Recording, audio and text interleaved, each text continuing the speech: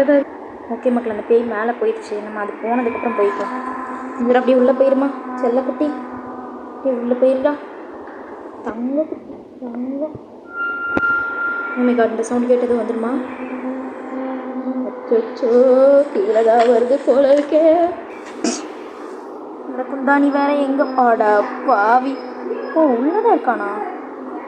எங்கடா இருந்து தொலைகிற? கீழேயா வராடே? இதே செல்ல குட்டியில் கீழே மட்டும் வராத செல்லம். தேவைப்படுற இதை எடுத்துட்டேன். பட் நமக்கு தேவையான எக்ஸிட்டை தான் எங்கே போய் தேடுறதுன்னு தெரியலையே.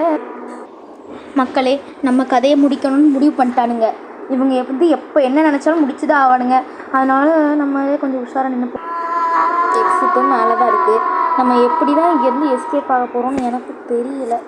இந்த குந்தாணி கீழே வராமல் இருந்தால் போதும். அந்த மூளைக்கு போயிட்டானா? அப்போ நம்ம மேலே போயிடலாமா மக்களே? பாட்டு போயிடுவோம், அதுதான் நமக்கும் நல்லது.